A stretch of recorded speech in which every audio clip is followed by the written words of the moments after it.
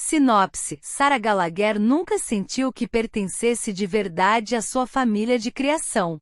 Embora sua mãe seja amorosa e gentil e ela se dê bem com sua irmã Lauren, a relação com o pai e a irmã caçula Melanie sempre foi complicada. Às vésperas de se casar, Sarah decide que está pronta para investigar o passado e descobrir suas origens. Mas a verdade é muito mais aterrorizante do que ela poderia imaginar. Sarah é fruto de um estupro, filha do assassino do acampamento, um famoso serial killer. Toda a sua paz acaba quando essa história é divulgada na internet e o pai que ela anteriormente queria conhecer resolve entrar em sua vida de forma avassaladora. Eufórico com a descoberta de que tem uma filha, John vê nela sua única chance de redenção. E para criar um vínculo com Sarah, ele está disposto a tudo, até a voltar a matar. Ao mesmo tempo, a polícia acredita que essa é sua única chance de prender o assassino e resolve usá-la como isca. Então Sarah se vê numa caçada alucinante, lutando para preservar sua vida e a de sua filha. É melhor não saber é um complexo retrato de uma mulher tentando entender suas origens. Uma história cheia de reviravoltas, na qual ninguém é completamente bom ou mal.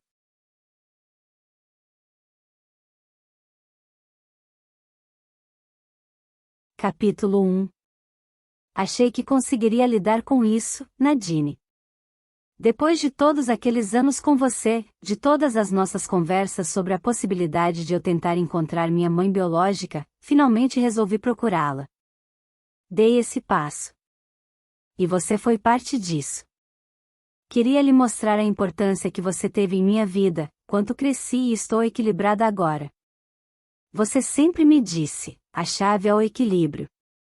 Mas me esqueci de outro conselho seu, vá com calma, Sarah. Senti falta de nossos encontros. Lembra como eu estava desconfortável na nossa primeira sessão, principalmente quando expliquei por que precisava de ajuda?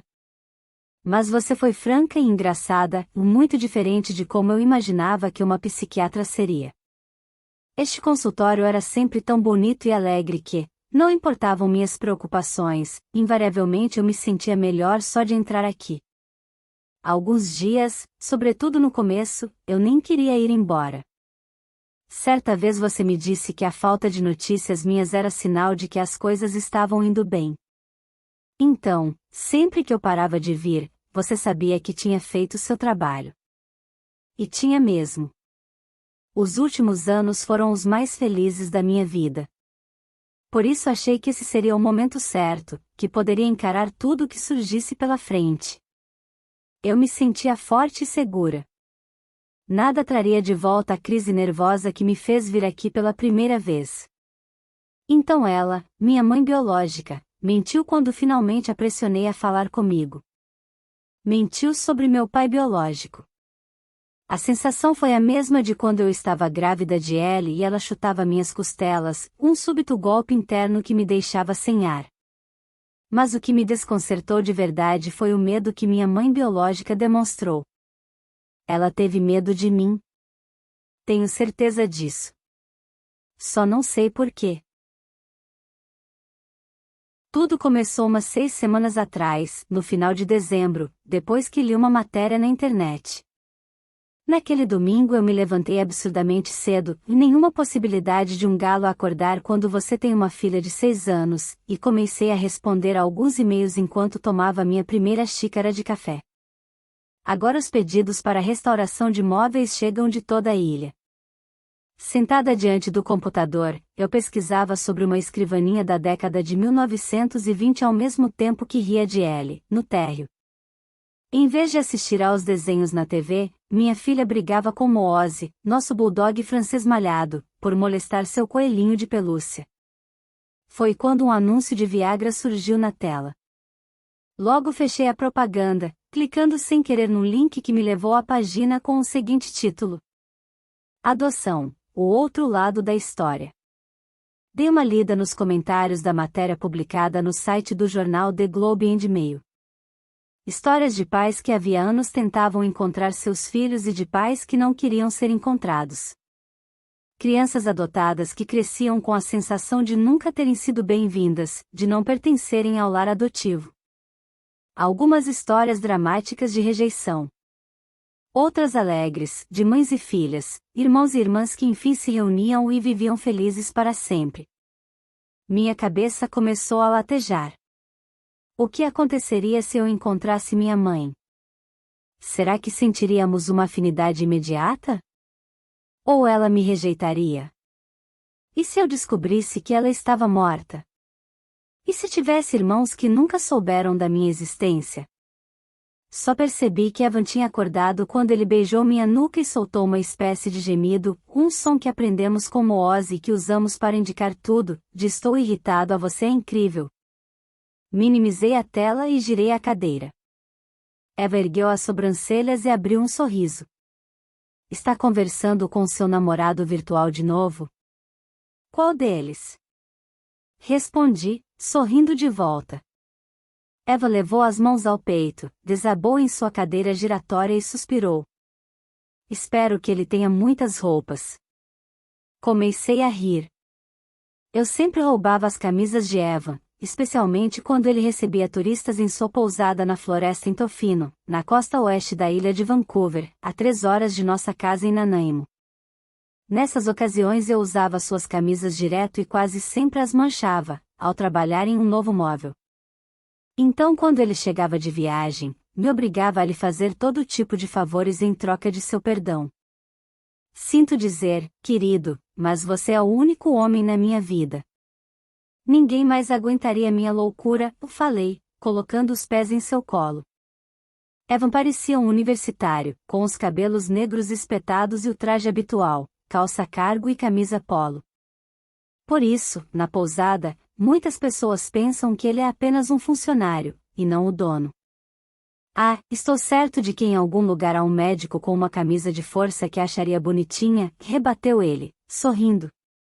Fingi que ia acertá-lo com um chute e disse, enquanto massageava o lado esquerdo da minha cabeça, que latejava. Estava lendo uma matéria. Está com enxaqueca, querida? Com um pouquinho, mas vai passar logo, respondi.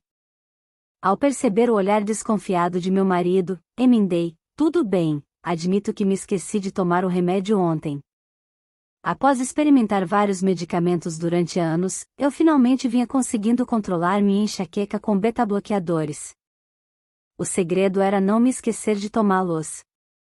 Ele balançou a cabeça, demonstrando reprovação, e em seguida perguntou. Sobre o que era a matéria? A abertura dos arquivos de adoção de Ontário e, gemi quando Eva apertou um ponto de pressão em meu pé, havia vários comentários de pessoas adotadas ou que entregaram seus filhos para adoção. A risada de ela ecoou no andar de baixo. Está pensando em encontrar sua mãe biológica? Não. Só achei a matéria interessante. Mas a verdade é que eu estava, sim, pensando em procurá-la. Só não tinha certeza de estar pronta para isso. Sempre soube que era adotada, mas só percebi que isso significava que eu era diferente quando minha mãe me pôs sentada para me explicar que ela e papai teriam um bebê. Eu tinha 4 anos. À medida que sua barriga crescia, meu pai demonstrava estar cada vez mais orgulhoso, e então comecei a me preocupar com a possibilidade de que eles me devolvessem. O entendimento de quanto eu era diferente, porém, só veio quando trouxeram Lauren para casa e vi o modo como meu pai olhava para ela, e depois o jeito como me olhou quando pedi para segurá-la. 2 anos depois, eles tiveram Melanie, e meu pai também não deixou que eu a segurasse. Evan, querendo mudar o assunto, fez um sinal afirmativo com a cabeça e perguntou. A que horas você quer sair para o brunch? Hora nenhuma, respondi, com um suspiro. Mas graças a Deus Lauren e Greg vão, porque Melanie levará Kylie. Sua irmã é corajosa. Meu pai adora Evan, provavelmente eles passariam todo o brunch planejando sua próxima viagem de pesca, tanto quanto despreza Kylie. Não posso culpá-lo. Kylie é um aspirante astro do rock, mas pelo que sei a única coisa que ele toca é minha irmã. De qualquer forma, meu pai sempre detestou nossos namorados. Ainda me surpreendo com o fato de ele gostar de Eva. Bastou uma viagem à pousada para que meu pai se referisse a meu noivo como o filho que ele nunca teve. Ainda se vangloria do salmão que os dois pescaram. Ela acredita que se passarem mais tempo juntos, papai irá perceber todas as qualidades de Kylie, ironizei. Seja gentil, Sarah. Melanie o ama. Dei de ombros, rindo, e comentei. Na semana passada ela me disse que era melhor eu começar a tomar um sol, se não quisesse ficar da cor do meu vestido. Ainda faltam 9 meses para o nosso casamento. Ela só está com ciúme. Não leve isso para o lado pessoal. Mas é claro que é pessoal. Ela entrou correndo no quarto e se atirou em meus braços. Moose vinha logo atrás. Mamãe, Moose comeu todo o meu cereal. Você deixou a tigela no chão de novo, bobinha? Ela riu com o rosto colado ao meu pescoço e senti seu cheiro refrescante quando seus cabelos fizeram cócegas em meu nariz. Morena e atarracada, ela se parece mais com Evan que comigo, mesmo não sendo filha biológica dele. Mas ela tem meus olhos verdes, olhos de gato, como Evan os chama, e meus cachos, também, embora aos 33 anos minhas mechas estejam um pouco mais lisas, enquanto as de Ellie ainda formam anéis bem definidos. Eva se levantou e bateu as palmas das mãos. Família, é hora de nos arrumarmos para sair. Na semana seguinte, logo após o ano novo, Evan foi para a pousada por alguns dias. Eu tinha lido mais algumas histórias sobre adoção na internet. Na noite anterior à sua viagem, comentei que estava pensando em procurar minha mãe biológica enquanto ele estivesse fora. Tem certeza de que é uma boa ideia fazer isso agora? Você anda tão ocupada com os preparativos para o casamento. Mas isso faz parte dele. Nós vamos nos casar e, pelo que sei, fui deixada aqui por alguém do espaço sideral. Sabe, até que isso explicaria algumas coisas. Muito engraçado. Ele sorriu e então disse. Agora, falando sério, Sarah, como você vai se sentir se não conseguir encontrá-la ou se ela não quiser vê-la? Como eu iria me sentir? Afastei esse pensamento e dei de ombros. Terei de aceitar, se isso acontecer. As coisas já não me afetam tanto como antes. Mas realmente acho que preciso tentar, sobretudo se quisermos ter filhos. Durante todo o tempo em que estive grávida da Ellie tive medo do que eu pudesse transmitir a ela. Felizmente, ela é saudável. Mas sempre que Eva e eu conversamos sobre ter um filho, meu temor reaparece. O que mais me preocupa é a possibilidade de chatear meus pais. Você não precisa contar a eles. Afinal, isso diz respeito à sua vida. Mas ainda acho que este não é o melhor momento. Talvez ele estivesse certo. Cuidar da Ellie e de meu próprio negócio já era estressante o suficiente, sem falar em todos os preparativos para o casamento. Vou pensar sobre o que você disse e talvez deixe isso para depois. Sei, disse Evan, sorrindo. Eu a conheço, querida, quando você toma uma decisão, não há quem a faça mudar de ideia. Mas prometo que irei pensar, falei, rindo. Realmente cogitei esperar, principalmente quando imaginei a expressão no rosto de minha mãe caso descobrisse meus planos. Ela costumava dizer que o fato de eu ser adotada significava que eu era especial, porque tinha sido escolhida. Quando eu tinha 12 anos, Melanie me contou sua versão, que nossos pais me adotaram porque minha mãe não podia ter filhos, e que então não precisavam mais de mim. Logo depois, minha mãe me encontrou em meu quarto, fazendo as malas para ir embora. Quando lhe contei que iria ao encontro de meus verdadeiros pais, ela começou a chorar, dizendo: seus pais biológicos não podiam cuidar bem de você, mas quiseram que tivesse o melhor lar possível. Por isso cuidamos de você e a amamos muito. Nunca me esqueci da mágoa que vi refletida em seus olhos, nem da fragilidade de seu corpo contra o meu quando ela me abraçou. Após aquele episódio, Voltei a pensar em procurar meus pais biológicos quando me formei na universidade, e também quando descobri que estava grávida, e ainda 7 meses depois, quando peguei ele no colo pela primeira vez.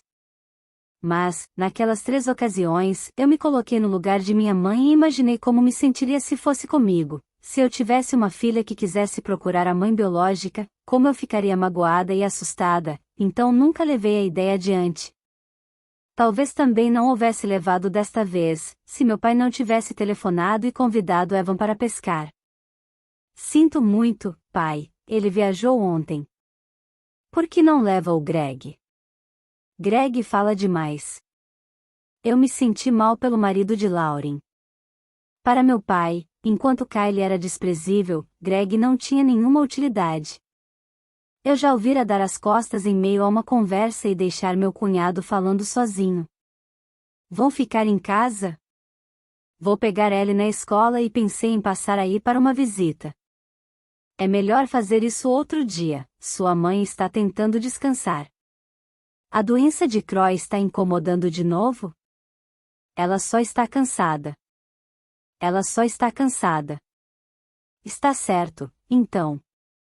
Se precisar de alguma coisa, me avise. A saúde de minha mãe sempre teve altos e baixos. Ela ficava bem durante semanas, e então pintava nossos quartos, costurava cortinas e cozinhava muito. Nesses momentos, até mesmo meu pai parecia quase feliz. Lembro-me de que certa vez ele me pôs em seus ombros, e o que meus olhos viram de lá de cima foi tão inebriante quanto a rara atenção que ele me oferecia. Mas minha mãe sempre acabava fazendo coisas em excesso e adoecendo dias depois. Ela se enfraquecia diante de nossos olhos enquanto seu corpo se recusava a aceitar qualquer alimento, até mesmo comida para bebês a fazia correr para o banheiro. Quando ela estava em crise, meu pai voltava para casa e me perguntava o que eu tinha feito durante todo o dia, como se tentasse encontrar algo, ou alguém, com que se irritar. Quando eu tinha 9 anos, ele me encontrou um dia em frente à TV enquanto minha mãe dormia. Arrastou-me pelo pulso até a cozinha, apontou para a pilha de louça suja e me chamou de filha preguiçosa e ingrata. No dia seguinte, ele se irritou com a pilha de roupas para lavar e, no outro, com os brinquedos de Melanie na entrada da garagem. Seu corpo enorme de operário se agigantava sobre mim e sua voz vibrava de raiva, mas nunca gritou nem fez nada que minha mãe pudesse ver ou ouvir. Ele me levava até a garagem e listava todos os meus defeitos, enquanto eu olhava para seus pés, morrendo de medo de que ele fosse dizer que não me queria mais. Então ele ficava uma semana inteira sem praticamente me dirigir a palavra.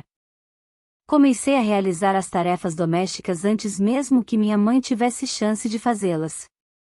Enquanto minhas irmãs saíam com os amigos, eu ficava em casa preparando jantares que nunca conquistavam a aprovação de meu pai, mas ao menos não mereciam seu silêncio. Eu faria qualquer coisa para evitar o silêncio e para impedir que minha mãe adoecesse mais uma vez. Se ela estivesse saudável, eu estaria segura. Naquela noite, quando telefonei para Lauren, ela me contou que tinha acabado de chegar com os garotos de um jantar na casa de nossos pais. Meu pai os convidará. Então foi só minha filha que não teve permissão para ir. Tenho certeza de que não foi isso, Sarah. É só que ele tem muita energia e... O que você quer dizer com isso? Não quero dizer nada. Ela é adorável, mas papai provavelmente achou que 3 crianças seriam demais. Eu sabia que Lauren só estava tentando fazer com que eu me sentisse melhor e não me queixasse de nosso pai, algo que ela detestava que eu fizesse. Ainda assim, fico muito chateada com o fato de ela nunca perceber, ou não admitir, que nosso pai me trata de um jeito diferente. Depois que nos despedimos e desligamos, quase telefonei para saber como minha mãe estava, mas então me lembrei de meu pai dizendo para eu não ir lá, como se eu fosse um cachorro que só tem permissão de dormir na varanda para não bagunçar a casa. Então, recoloquei o fone no gancho. No dia seguinte, preenchi o formulário no Escritório Nacional de Registro Civil, paguei os $50 e comecei a esperar. Gostaria de dizer que o fiz pacientemente, mas após a primeira semana quase me engalfinhei com o carteiro. Um mês depois, meu registro de nascimento original, RNO, como a mulher no escritório nacional o chamava, chegou pelo correio. Olhei para o envelope e percebi que minha mão tremia. Queria que Eva estivesse ao meu lado quando eu o abrisse, mas ele estava de novo na pousada e só voltaria em uma semana. Ele tinha ido para a escola e a casa estava em silêncio. Respirei fundo e rasguei o envelope. O nome da minha mãe biológica era Julia Laroche e nasci em Vitória, na Colômbia Britânica. Meu pai constava como desconhecido. Li várias vezes o registro de nascimento e o certificado de adoção, mas uma pergunta continuava sem resposta: por que você me entregou para adoção? Na manhã seguinte, acordei cedo e acessei a internet enquanto ele ainda dormia. A primeira coisa que chequei foi o Cadastro Nacional de Adoção, mas quando percebi que demoraria outro mês para obter uma resposta, decidi procurar por conta própria. Depois de 20 minutos de buscas online, encontrei 3 mulheres chamadas Julia Laroche em Quebec e 4 nos Estados Unidos que pareciam ter a idade que minha mãe biológica teria. 2 moravam na ilha, e quando vi que ambas tinham nascido em Vitória, senti um frio na barriga. Será que, mesmo depois de tantos anos, minha mãe ainda morava lá? Cliquei rapidamente no primeiro link e suspirei quando percebi que a mulher era jovem demais, a julgar por seu comentário em um fórum de mães inexperientes. O segundo link me levou a um site de uma corretora de imóveis em Vitória. Seus cabelos eram castanho-avermelhados, como os meus, e ela parecia ter a idade compatível. Estudei seu rosto com uma mistura de empolgação e medo. Será que eu havia encontrado minha mãe biológica? Depois de levar ele de carro à escola, sentei-me à escrivaninha e circulei o número do telefone que anotara em um pedaço de papel. Telefonarei daqui a 1 minuto. Depois de tomar outra xícara de café. Depois de ler o jornal. Depois de pintar cada unha do pé de uma cor diferente. Finalmente me obriguei a pegar o telefone. Tim. Talvez nem fosse ela. Tim. Era só colocar o fone no gancho, simples assim. Essa era uma maneira ruim de... Alô, aqui é a Julia Laroche, em que posso ajudar? Abri a boca, mas não consegui dizer nada. Alô? Repetiu ela. Oi, estou ligando por quê? Porque sou uma idiota e achei que se dissesse algo brilhante você iria se lamentar por ter desistido de mim, só que agora não consigo nem me lembrar do meu nome. Percebi um tom de impaciência em sua voz. Está querendo comprar ou vender uma casa? Não, eu respirei fundo e disse apressadamente, talvez eu seja sua filha. Isso é algum tipo de piada? Quem é você? Meu nome é Sarah Gallagher. Nasci em Vitória e fui entregue para adoção. Você tem cabelos castanho-avermelhados e a idade bate, por isso pensei. Querida, não há como você ser minha filha. Não posso ter filhos. Senti meu rosto arder. Ai, meu Deus, sinto muito. Só pensei. Quero dizer, eu esperava que. A voz se tornou mais suave. Tudo bem. Boa sorte em sua busca. Eu estava prestes a desligar quando ela disse, há uma Julia Laroche que trabalha na universidade. Às vezes ligam para mim por engano. Obrigada. Meu rosto ainda estava quente quando coloquei o telefone na escrivaninha e me dirigi ao meu ateliê. Limpei a maioria dos pincéis, sentei-me e fiquei olhando para a parede, pensando no que a corretora de imóveis acabará de me dizer. Alguns minutos depois voltei ao computador. Após uma pesquisa rápida, o nome da outra Júlia surgiu em uma lista de professores da Universidade de Vitória. Ela ensinava a história da arte, será que viria daí minha paixão por coisas antigas? Balancei a cabeça. Por que estava me permitindo ficar animada? Aquilo não passava de um nome. Respirei fundo, telefonei para a universidade e fiquei surpresa quando transferiram a ligação direto para Julia Laroche. Ela atendeu, só que dessa vez eu tinha um discurso pronto. Oi, meu nome é Sarah Gallagher e estou procurando minha mãe biológica. Por acaso você entregou uma filha para adoção 33 anos atrás? Ela arfou do outro lado da linha. Depois, o silêncio. Alô? Não telefone para cá de novo, disse ela. E então desligou. Chorei muito. Por horas. E isso me provocou uma enxaqueca tão forte, que Lauren teve de ficar com ela e Moose. Felizmente os 2 filhos de minha irmã são quase da mesma idade de Ellie, que adora ir para a casa da tia. Eu, porém, detesto ficar longe dela por uma noite que seja, mas tudo o que conseguia fazer era permanecer deitada, no escuro, com uma compressa fria na cabeça, esperando a enxaqueca passar. Eva ligou e contei a ele o que tinha acontecido, falando bem devagar, por causa da dor. Na tarde seguinte, parei de ver auras ao redor das coisas e então ela e Moose puderam voltar. Evan telefonou novamente naquela noite.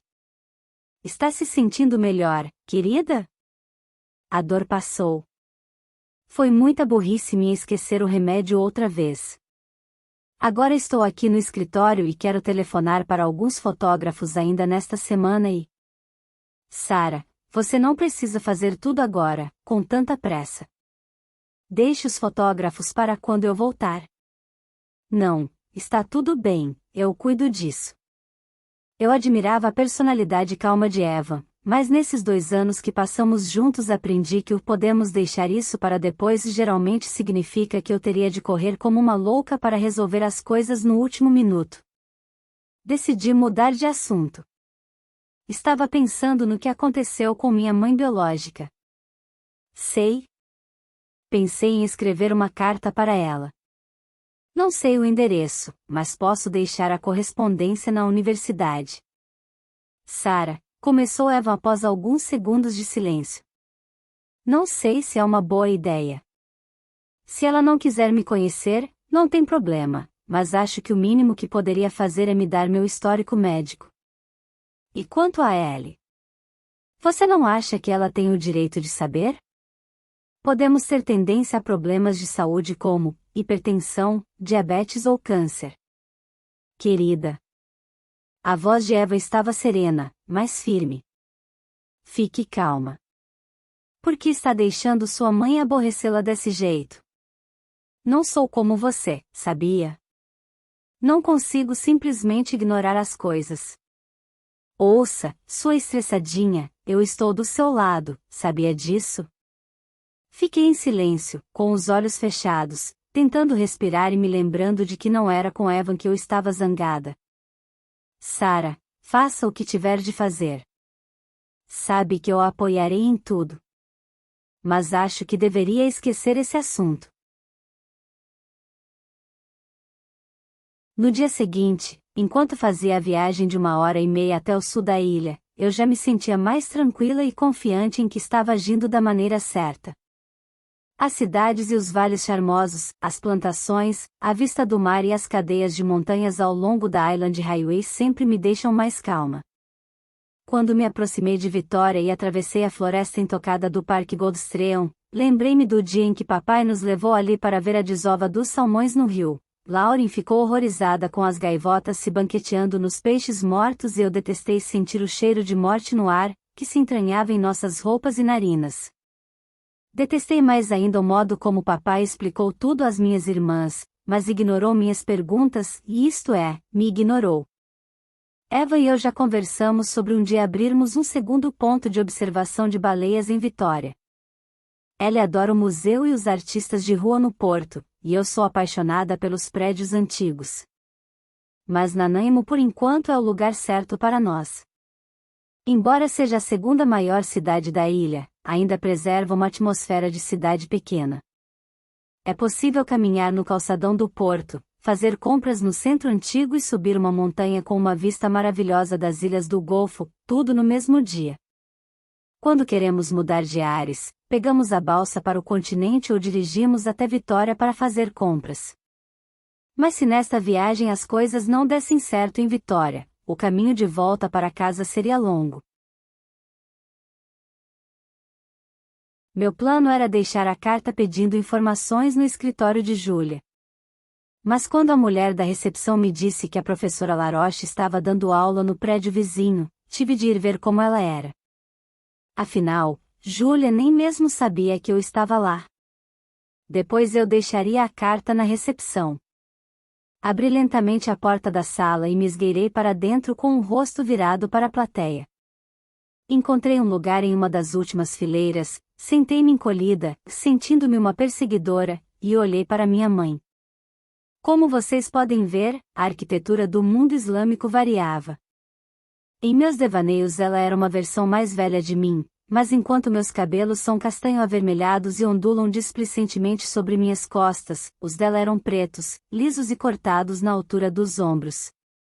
Não pude ver a cor de seus olhos, mas seu rosto era redondo e revelava uma estrutura óssea delicada.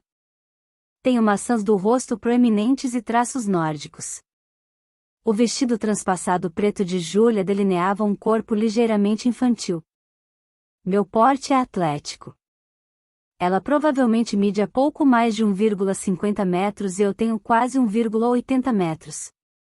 Júlia apontava para as imagens projetadas na tela de um modo calmo e elegante. Eu gesticulo tanto que estou sempre derrubando alguma coisa. Se não fosse por sua reação ao telefone, que não me saía do pensamento, eu diria que aquela não era a mulher que eu procurava. Assisti à aula de Júlia sem prestar muita atenção, fantasiando como teria sido minha infância se ela tivesse me criado. Teríamos discutido arte durante o jantar servido em lindas baixelas e, vez por outra, à luz de velas em candelabros de prata. Durante as férias, viajaríamos para outros países e visitaríamos museus, e nos cafés da Itália teríamos longas conversas inteligentes acompanhadas por cappuccinos. Uma onda de culpa me atingiu. Eu tenho mãe. Pensei na mulher meiga que me criou, que fazia compressas de folhas de repolho para minhas dores de cabeça mesmo quando não estava se sentindo bem, e que não sabia que eu estava procurando minha mãe biológica. Assim que a aula terminou, desci a escada em direção à porta lateral. Quando passei por Júlia, ela sorriu com um olhar indagador, como se estivesse se perguntando quem eu era. Quando um aluno parou para lhe perguntar algo, segui rapidamente até a porta. Antes de sair, porém, dei uma última olhada para trás. Seus olhos eram castanhos. Fui direto para o carro. Ainda estava sentada lá, com o coração disparado dentro do peito, quando a vi sair do prédio. Júlia caminhou até o estacionamento da faculdade. Virei o carro naquela direção e a observei entrar em um Jaguar clássico branco. Quando ela começou a se afastar, eu a segui. Pare. Pense no que está fazendo. Pare o carro. Como se isso fosse acontecer. Segui Júlia pela Dallas Road, uma das áreas litorâneas mais nobres de Vitória.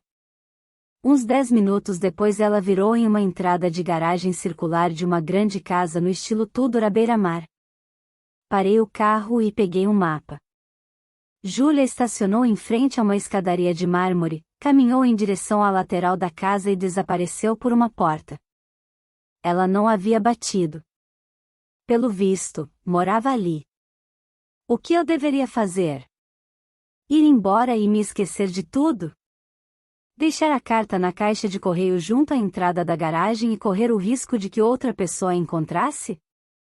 Entregá-la pessoalmente a ela? Quando cheguei à grande porta da frente, feita de mogno, agi como se fosse uma idiota, fiquei paralisada, pensando se deveria enfiar a carta por baixo da porta ou dar as costas e voltar correndo até meu carro. Não bati nem toquei a campainha, e no entanto a porta se abriu. Eu estava cara a cara com minha mãe.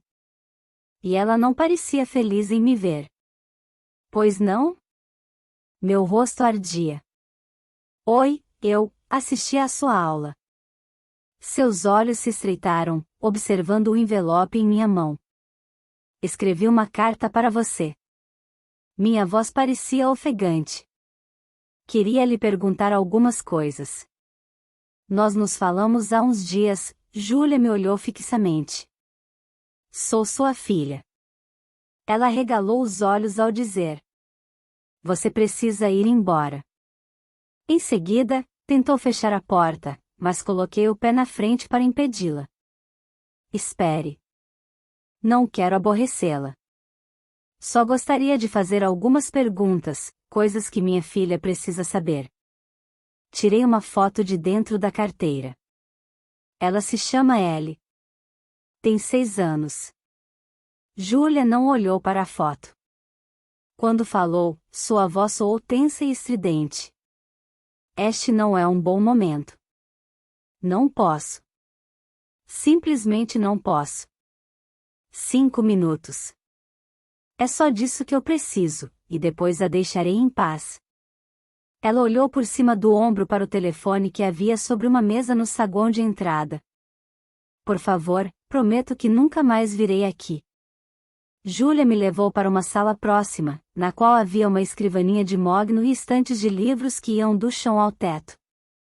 Afastou um gato que estava deitado em uma cadeira de couro antiga de espaldar alto. Sentei-me e arrisquei um sorriso ao dizer: os gatos himalaios são lindos. Mas ela não sorriu de volta.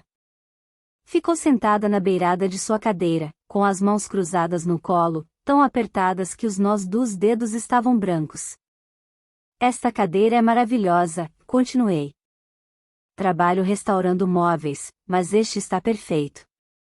Adoro antiguidades. Sou apaixonada por tudo que é antigo, carros, roupas. Minha mão roçou a jaqueta preta de veludo molhado que eu tinha combinado com jeans. Ela olhou para o chão. Vi que suas mãos começaram a tremer. Respirei fundo e fui direto ao assunto. Só quero saber por que você me entregou para adoção. Não estou chateada, tenho uma vida boa. Só quero saber. Preciso saber. Eu era jovem. Agora a voz de Júlia estava fraca, monótona. Aquilo foi um descuido, eu não queria filhos. Então, por que me teve? Eu era muito religiosa. Era. E quanto à sua família, eles são. Meus pais morreram em um acidente, depois que você nasceu. Aquelas últimas palavras foram pronunciadas muito rapidamente. Esperei que ela dissesse mais alguma coisa. O gato se enroscou em suas pernas, mas ela não tocou nele. Notei uma veia pulsando em seu pescoço. Sinto muito. O acidente foi na ilha? Eles, viviam em Williams Lake, e ao dizer isso seu rosto ficou vermelho. Seu nome, Laroche, o que significa? É francês, não é? Você sabe de que parte da? Nunca pesquisei isso. E meu pai? Eu estava em uma festa e não me lembro de nada. Não sei onde ele pode estar. Olhei para aquela mulher elegante e não havia nada nela que combinasse com bebedeira e uma aventura de uma única noite. Ela estava mentindo, eu tinha certeza disso. Queria que Júlia me olhasse nos olhos, mas ela fitava o gato. Tive uma vontade louca de pegá-lo e atirá-lo nela. Ele era alto? Eu me pareço com ele ou? Já lhe disse que não me lembro. Acho que é melhor você ir, agora, e interrompeu ela, levantando-se. Mas... Ouvimos uma porta bater nos fundos da casa. Júlia instantaneamente levou a mão à boca. Uma mulher mais velha com cabelos louros cacheados e um chale rosa sobre os ombros magros apareceu à porta. Júlia! Que bom que está em casa. Deveríamos, ela parou ao me ver e seu rosto se abriu em um sorriso. Ah? Oi, não sabia que Júlia estava com uma aluna. Levantei-me e lhe estendi a mão, apresentando-me. Sou Sara. A professora Laroche teve a gentileza de revisar um trabalho meu, mas agora preciso ir. Sou Catherine, disse a mulher, enquanto apertava minha mão. Júlia é minha, continuou a dizer, mas sua voz foi sumindo enquanto seus olhos sondavam o rosto de Júlia. Adiantei-me ao silêncio incômodo. Prazer em conhecê-la. E, virando-me para Júlia, obrigada mais uma vez pela ajuda. Ela esboçou um sorriso e assentiu com a cabeça. De volta ao carro, olhei por cima do ombro. Elas ainda estavam em pé junto à porta aberta. Catherine sorriu e acenou, mas Júlia ficou apenas olhando para mim. Agora pode entender por que precisei vir falar com você. Eu me sinto como se estivesse no meio de um lago congelado e a camada de gelo fino começasse a rachar. Não sei para onde ir. Será que devo tentar descobrir por que minha mãe biológica mentiu, ou devo seguir o conselho de Eva e esquecer esse assunto? Sei que vai dizer que sou a única que pode tomar essa decisão, mas preciso de sua ajuda. Fico pensando em Moose. Em um sábado frio, quando ele era filhote, saímos e o deixamos na área de serviço porque ele não era treinado para fazer as necessidades fora de casa. Nosso cachorro fazia tanto xixi que ele tentou pôr as fraldas de uma boneca nele. Tínhamos um lindo tapete de corda colorido que trouxemos de uma viagem a Salt Spring Island. Moose deve ter mordido uma ponta dele e depois começado a puxar. Quando voltamos para casa, o tapete estava totalmente destruído. Minha vida é como aquele tapete, levou anos para ser costurada. Agora tenho medo de que, se eu continuar a puxar essa única ponta, tudo se desfaça. Mas não sei ao certo se consigo parar.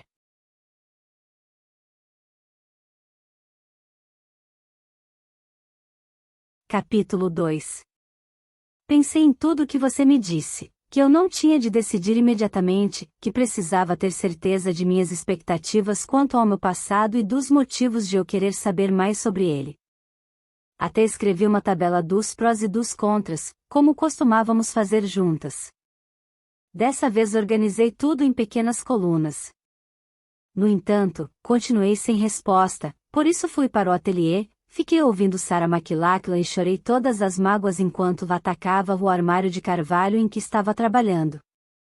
A cada camada de tinta que arrancava, eu me sentia mais calma. Não mais me importavam a mentira ou não de minha mãe biológica nem minhas origens.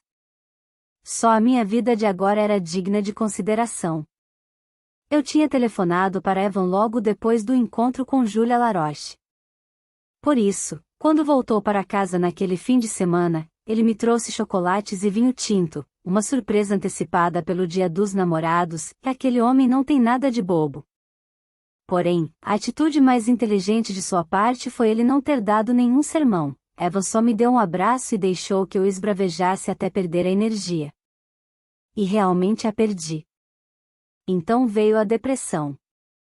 Fazia tanto tempo que eu não ficava deprimida que, a princípio, não percebi que estava mal. É como dar de cara com um ex-namorado e não conseguir se lembrar o que nele a fazia se sentir tão mal, tão zangada com tudo.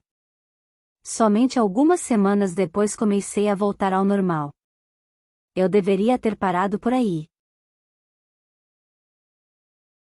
Evan tinha voltado para a pousada e Greg, o marido de Lauren, que trabalha na madeireira de meu pai, acabará de ir para o campo, por isso ela e eu fomos jantar na casa de minha irmã.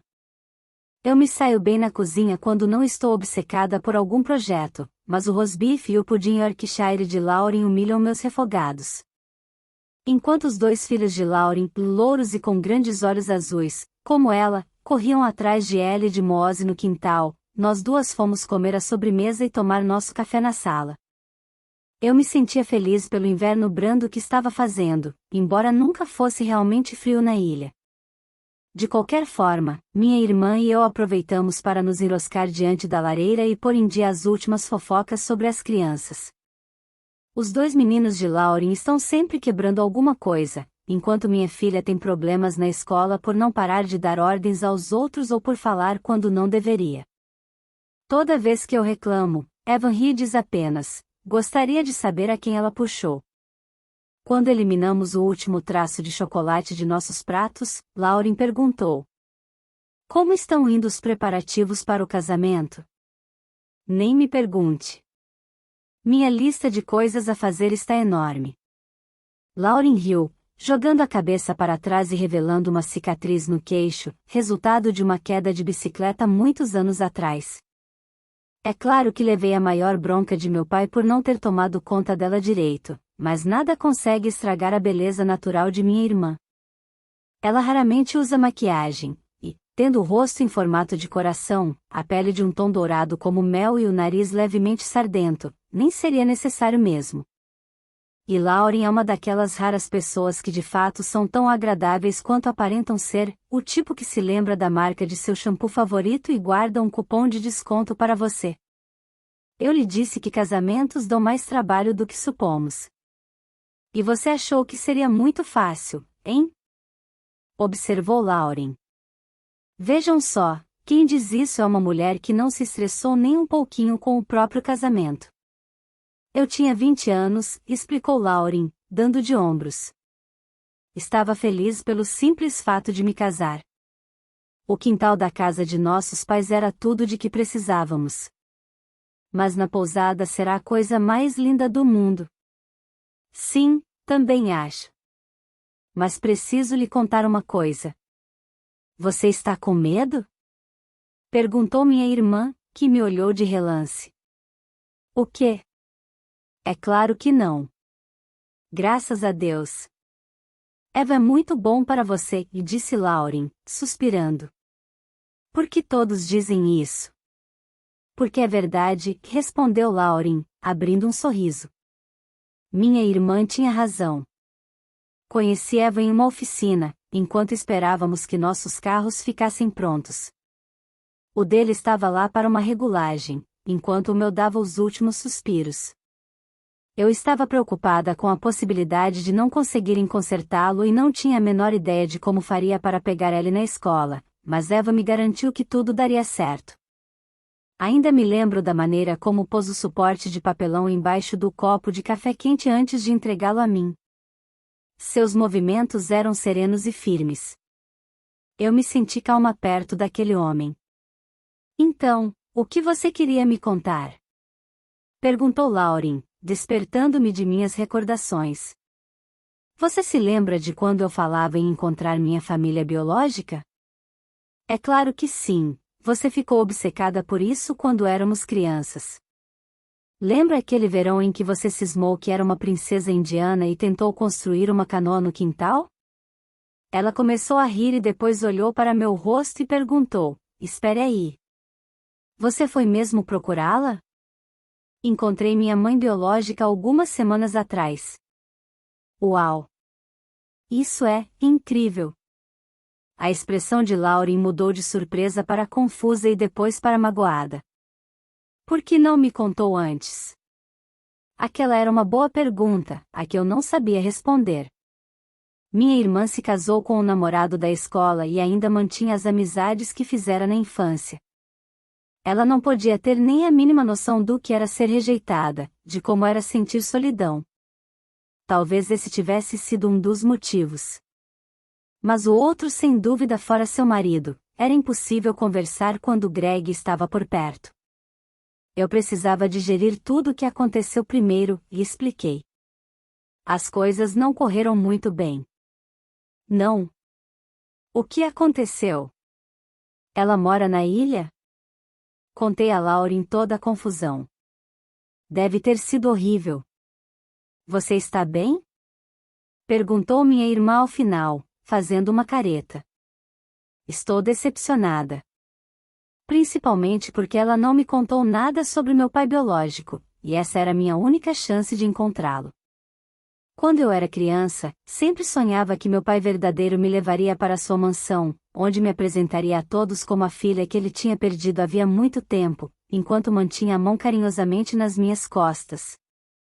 Você não contou à mamãe e ao papai, contou? Neguei, balançando a cabeça. Lauryn pareceu aliviada e olhei para meu prato, sentindo na boca o chocolate agora amargo. Odeio a onda de culpa e medo que surge sempre que me preocupo com meus pais, com a possibilidade de eles descobrirem o que fiz. E me detesto por me sentir assim, tão mal. Não conte a Melanie nem ao Greg, está bem? Pedi. Fique tranquila. Não contarei. Examinei o rosto de minha irmã, tentando imaginar o que estaria passando em sua cabeça. Após um instante, ela continuou. Será que seu pai era casado e ela teve medo de isso vir à tona depois de todos esses anos? Talvez. Mas acho que ela mentiu até mesmo o próprio nome. Você vai procurá-la de novo? Não, não mesmo.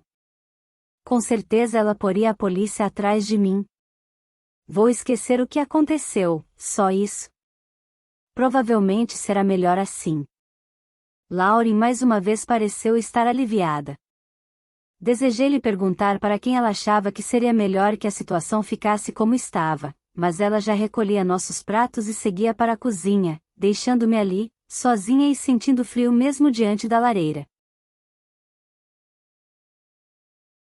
Assim que voltamos para casa, ela e Moose se atiraram na cama e eu comecei a arrumação. Eu tenho tendência a deixar as coisas fugirem um pouco ao controle quando Eva não está por perto.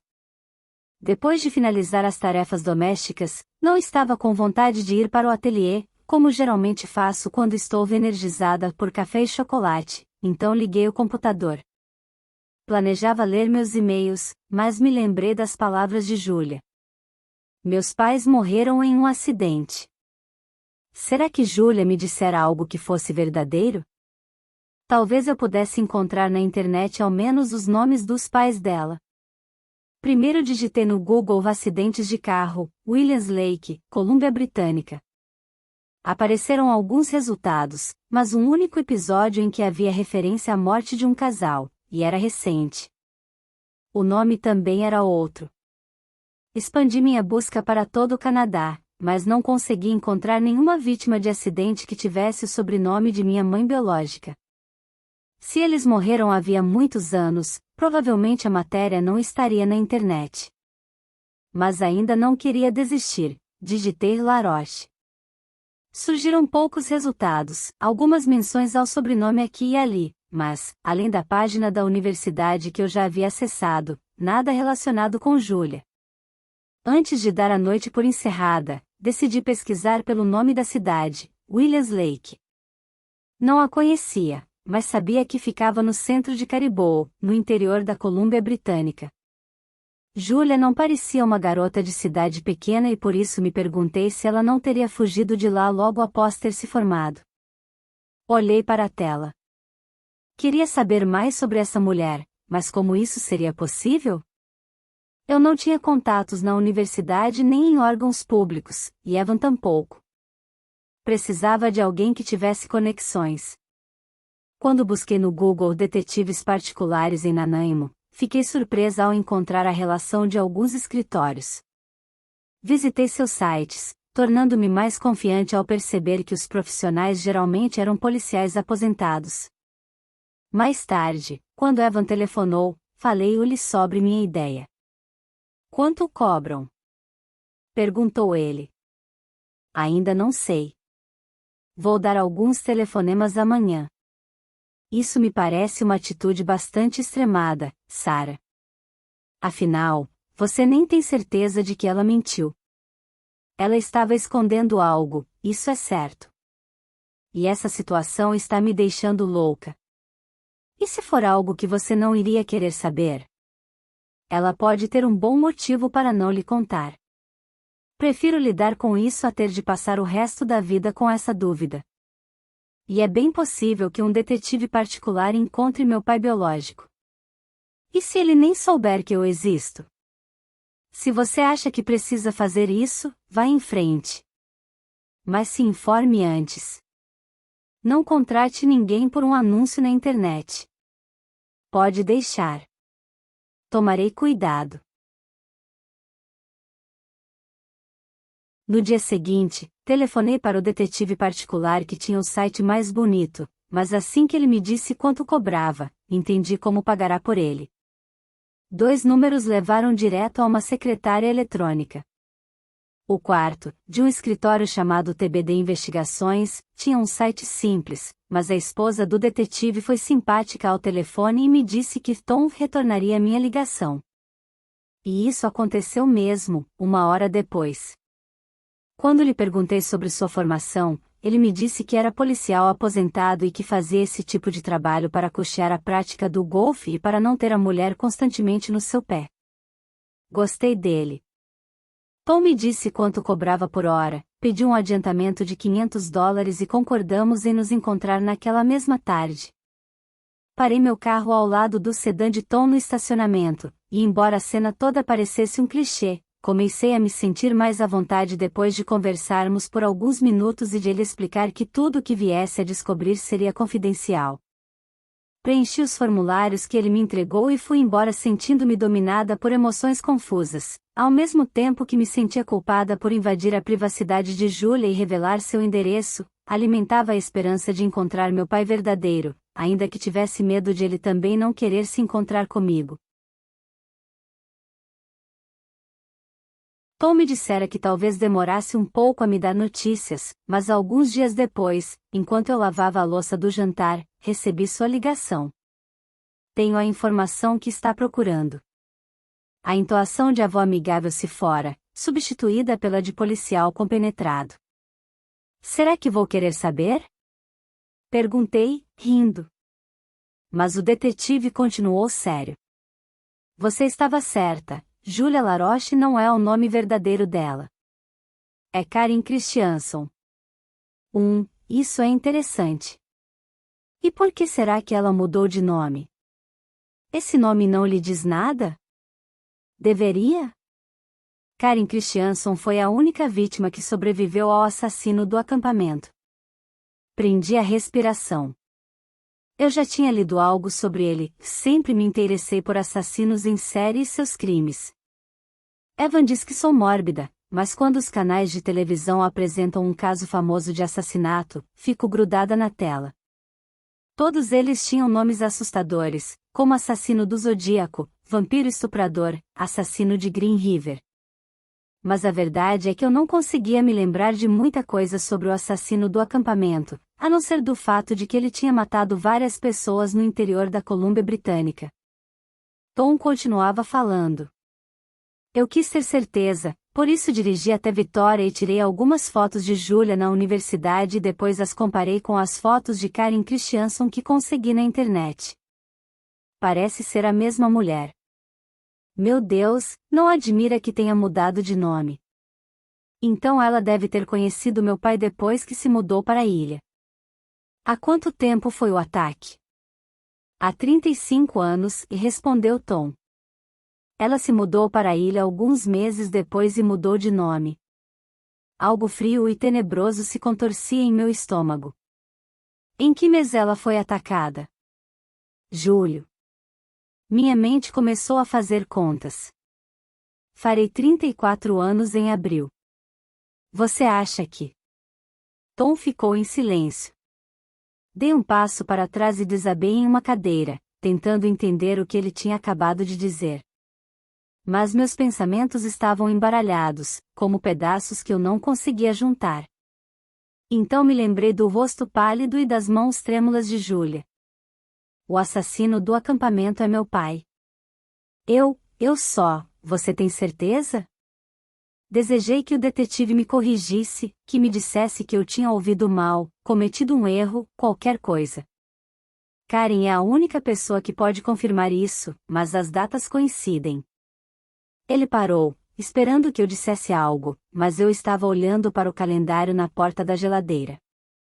A melhor amiga de Ellie, Megan, daria uma festa de aniversário no fim de semana, e eu não conseguia me lembrar se já comprará o presente. A voz de Tom soou distante.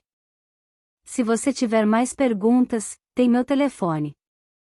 Mandarei por e-mail as fotos que tirei de Karen e seu recibo.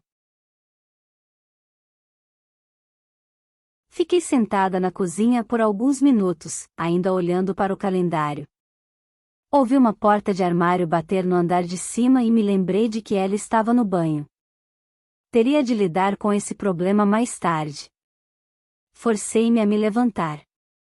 Ela já saíra do banheiro, deixando atrás de si um rastro de toalhas molhadas e espuma com cheiro de framboesa. Normalmente adoro colocar minha filha para dormir. Quando ficamos abraçadinhas uma à outra, ela me fala sobre seu dia, parecendo em parte uma menininha, quando pronuncia as palavras errado, em parte uma mocinha, já, quando descreve o que as outras garotas estão usando. Quando eu era solteira sempre deixava que ela dormisse na minha cama, adorava a sensação de intimidade e amor produzida por sua respiração junto de mim. Até mesmo quando estava grávida e Jason saía para beber eu só conseguia dormir com a mão na barriga. Geralmente ele só voltava de madrugada. Quando eu ficava brava, e eu sempre ficava brava, Jason me empurrava para fora do quarto e trancava a porta. Do lado de fora, eu gritava com ele até ficar rouca. Com 5 meses de gravidez, enfim o deixei. Jason nunca chegou a ver a filha. Um mês antes de ela nascer, bateu violentamente com seu caminhão em uma árvore.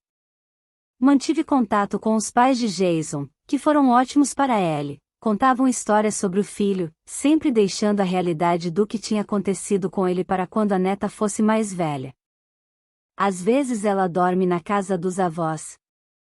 Na primeira vez fiquei preocupada com a possibilidade de ela acordar gritando no meio da noite, mas tudo correu bem. Eu é que não consegui dormir.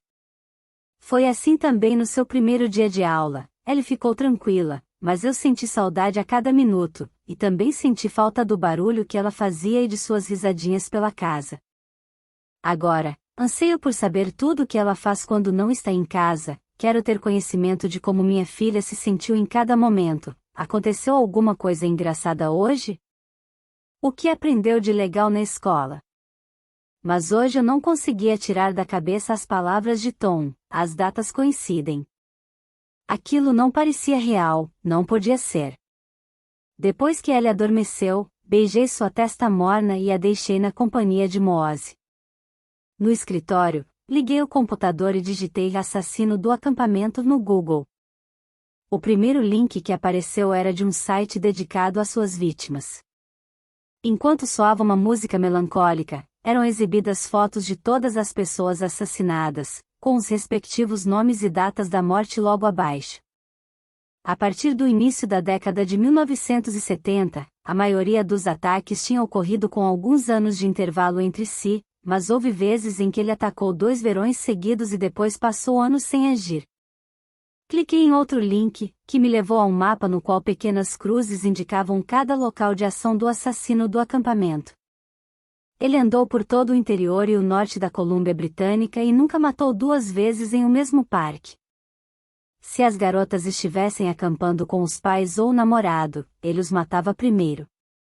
Mas estava claro que as mulheres eram seu verdadeiro alvo.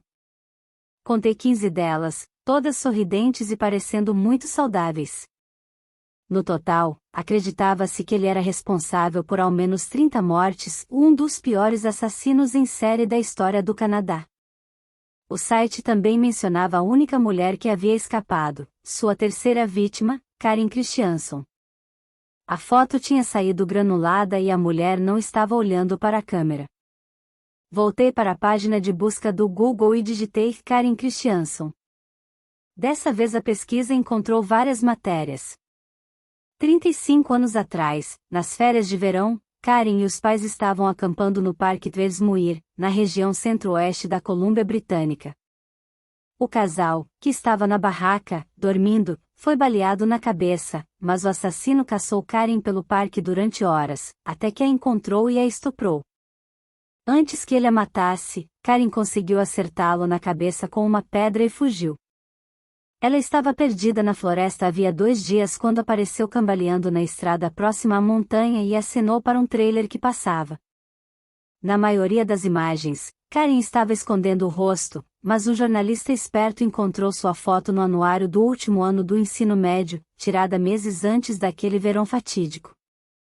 Examinei a foto da bela jovem de cabelos escuros e olhos castanhos. Ela realmente se parecia muito com Julia. O telefone tocou, fazendo-me pular da cadeira. Era Eva. Oi, querida. Ela já dormiu? Sim, ela estava bastante cansada hoje. Como foi seu dia?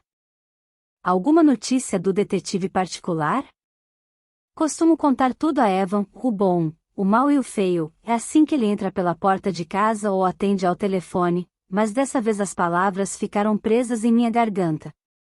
Eu precisava de tempo para pensar, para entender aquilo tudo. Sarah? Ele ainda está investigando.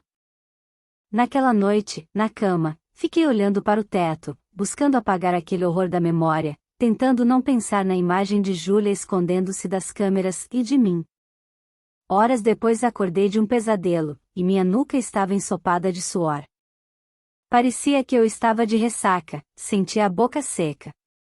Fragmentos do sonho ruim surgiram em minha mente, uma garota que corria descalça pela floresta sombria, uma barraca cheia de sangue, corpos em sacos pretos. Foi quando me lembrei. Eu me virei na cama e olhei para o relógio, 5:30. Não havia a menor possibilidade de eu voltar a dormir depois daquele pesadelo.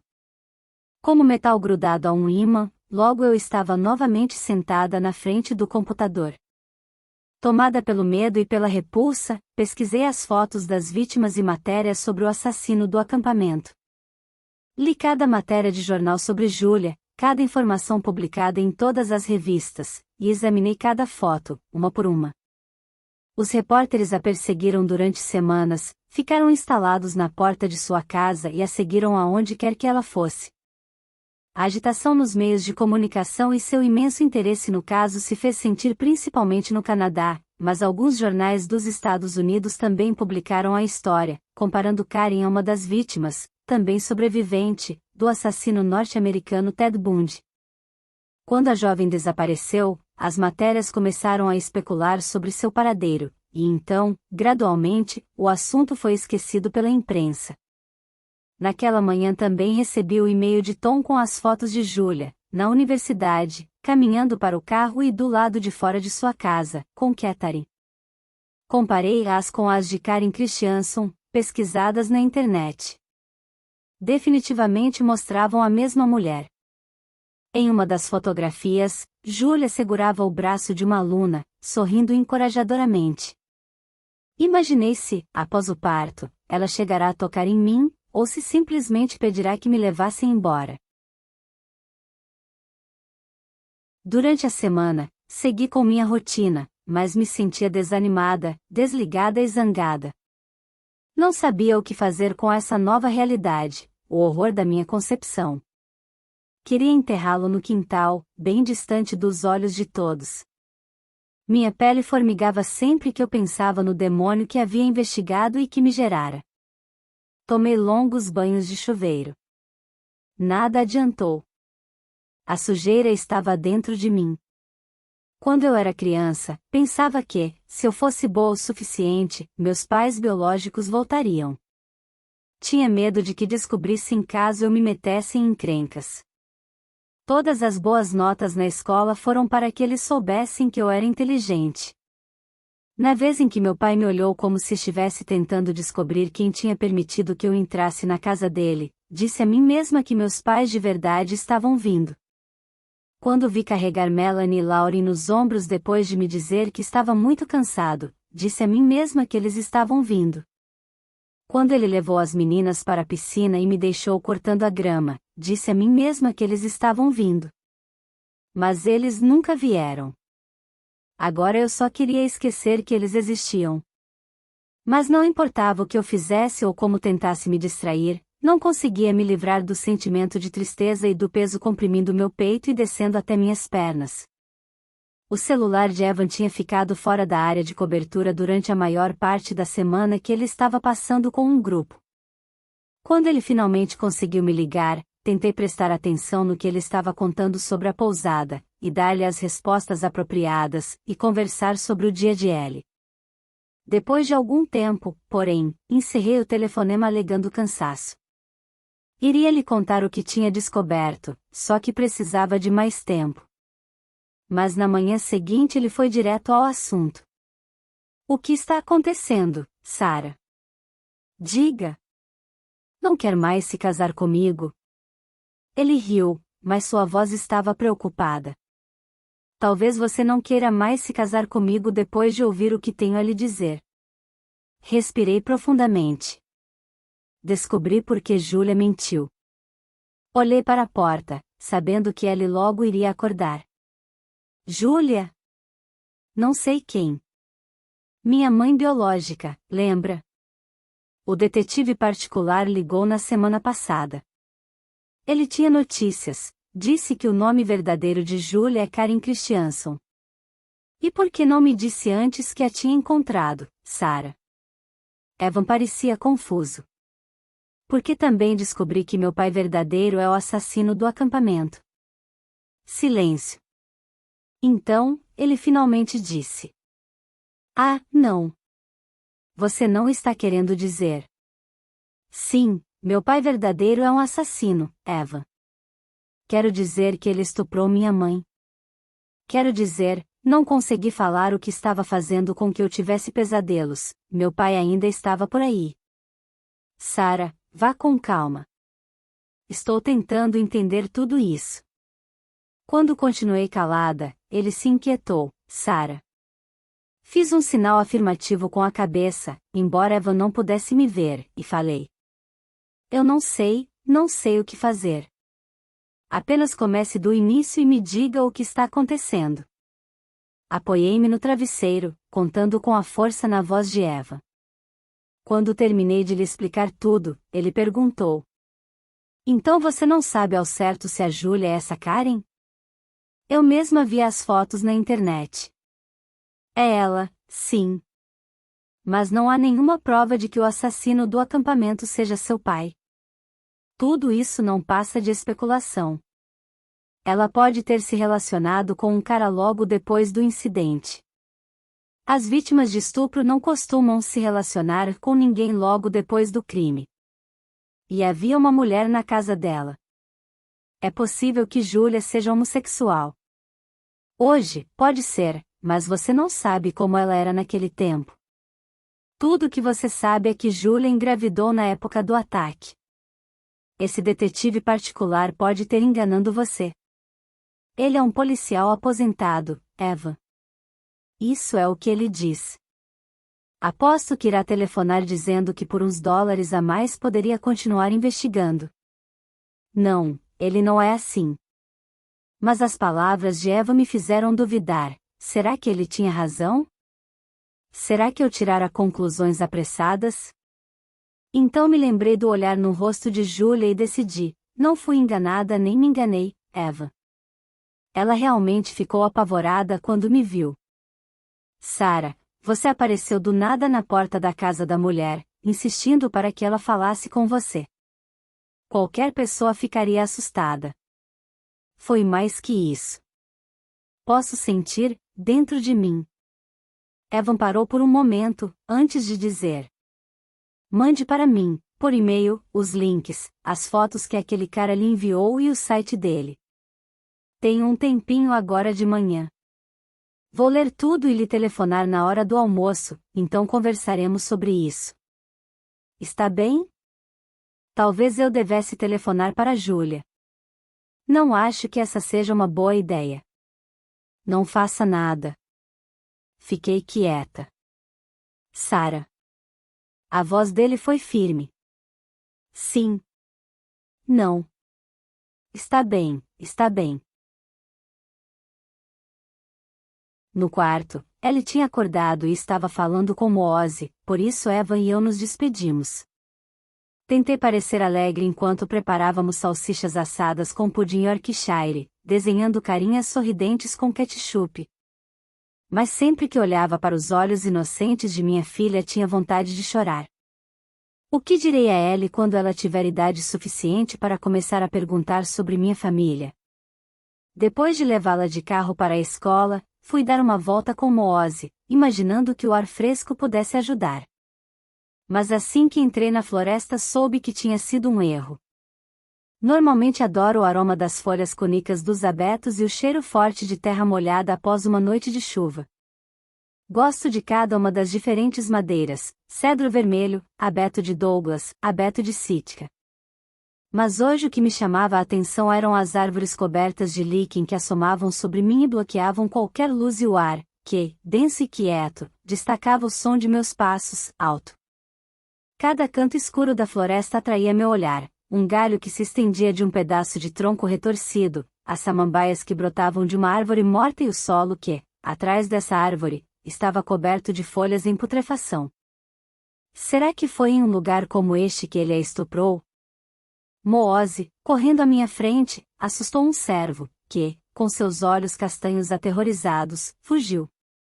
Imaginei Júlia fugindo pela floresta, caçada como se fosse um animal, o corpo ferido, sangrando, a respiração entrecortada. Voltei para casa e me assustei com o estado de meu ateliê.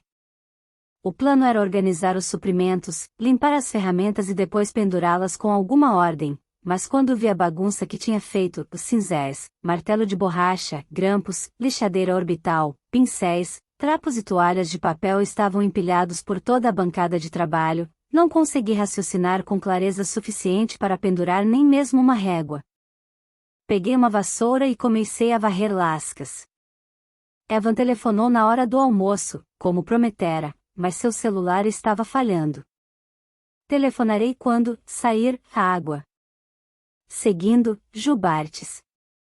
De volta ao ateliê, concentrei-me em lixar uma arca em estilo Chipendale.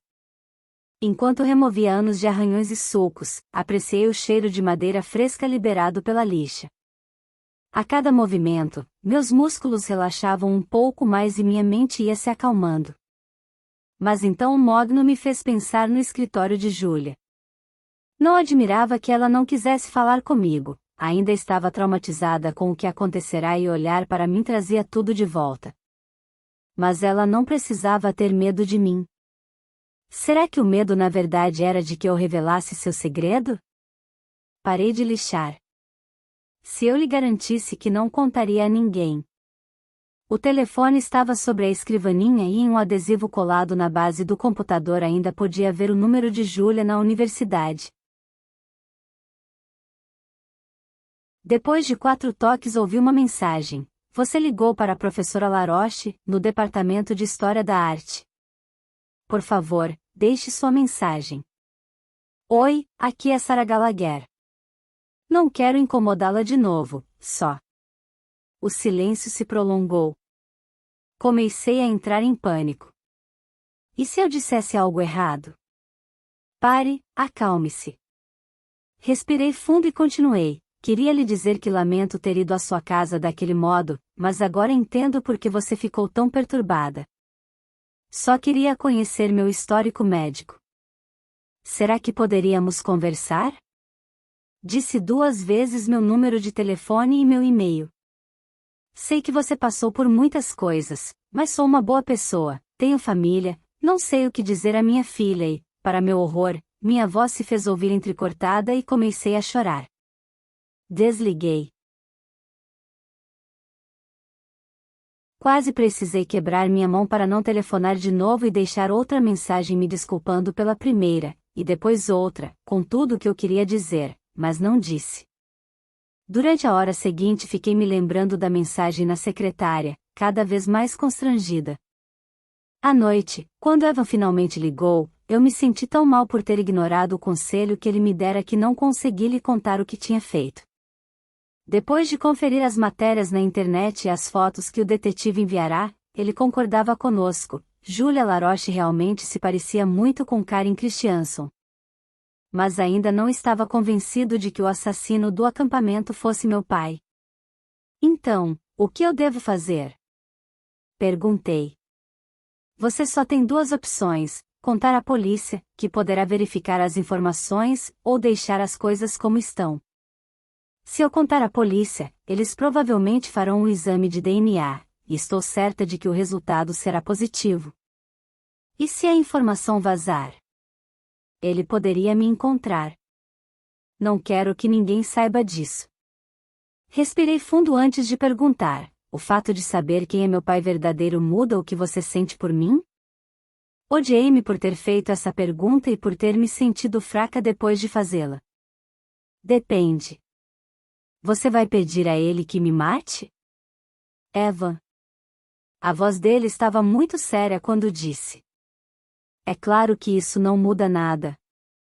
Se ele for seu pai, é assustador pensar que pode estar por aí, mas superaremos isso."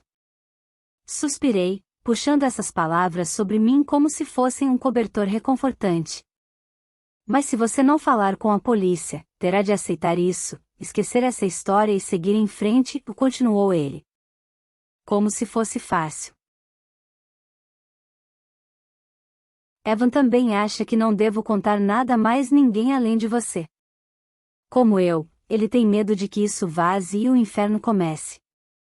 Pensei em contar a Lauren, mas ela gosta de coisas leves e fofas e nem mesmo assiste aos noticiários. Como posso contar isso a ela? Eu mesma tenho medo de ler sobre ele.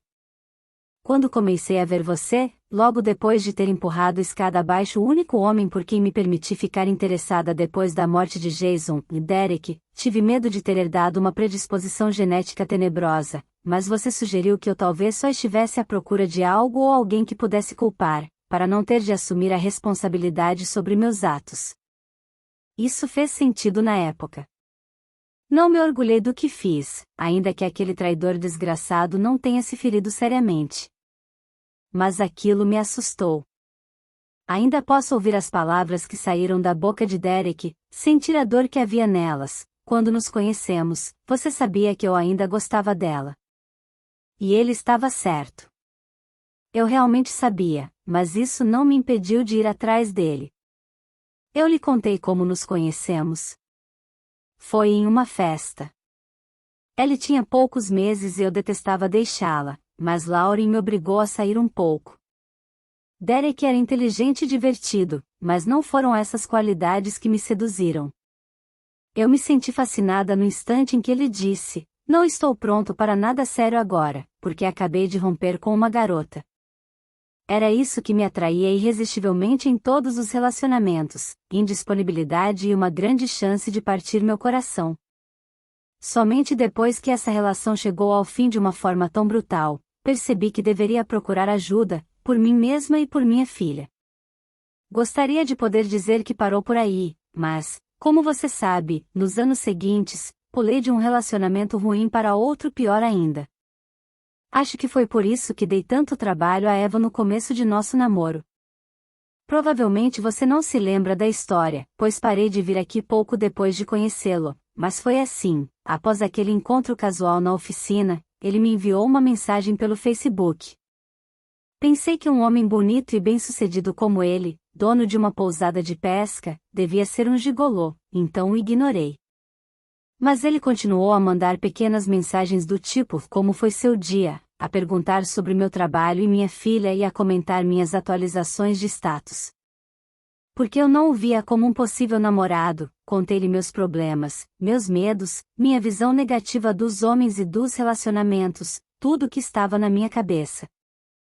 Certa noite conversamos pelo MSN até às 3 da madrugada, tomamos vinho juntos e ficamos um pouco bêbados, via internet. No dia seguinte, ele me enviou um link para sua canção de amor favorita, These Arms of Mine, de Colin James, que eu devo ter ouvido umas 10 vezes seguidas. Após um mês de conversas à distância, finalmente concordei em me encontrar com ele. Levaríamos Moose para passear no parque. As horas voaram e não me senti ansiosa em nenhum momento, houve apenas risos e a sensação maravilhosa de segurança e de estar sendo totalmente eu mesma. Alguns meses depois, quando Evan conheceu Ellie, foi instantâneo o sentimento de um pelo outro, eles se adoraram. Foi fácil até mesmo para morarmos juntos, o que faltava na casa de um, o outro tinha. Mas naquele início eu ainda provoquei discussões, tentando afastá-lo e testando sua lealdade. Tinha muito medo de voltar a ser magoada, de me perder de novo, como me perdi com Derek, e do que poderia acontecer se eu me perdesse. Quando eu era criança, sentia muita raiva, mas aguardava para mim mesma, o que talvez explique o fato de eu ter sido uma adolescente tão deprimida. Foi só quando comecei a namorar que perdi as estribeiras. Mas sempre conseguia manter certo controle, até empurrar Derek escada abaixo. Quando ele me disse que tinha passado a noite com a ex-namorada, tudo o que consegui sentir foi vergonha. Só pensava que todos saberiam que eu não era boa o suficiente. Então estendi as mãos e ele caiu. Depois fiquei chocada e horrorizada com minha atitude, e ainda mais com o fato de ela ter feito com que eu me sentisse poderosa. Essa sensação me apavorou. Havia algo sombrio dentro de mim, algo que eu não conseguia controlar. E quis acreditar no que você disse, que o gatilho tinha sido o mesmo de sempre, problemas de abandono e intimidade, baixa autoestima, tudo isso junto. Mas agora sabemos que um dos meus pais é violento, mais que violento. Talvez eu tivesse razão em sentir medo. Hoje cedo eu estava no ateliê, lixando a arca de Mogno, tentando me esquecer de tudo, e isso funcionou por algumas horas. Então cortei o dedo. Enquanto o sangue jorrava, pensei, corre em mim o sangue de um assassino.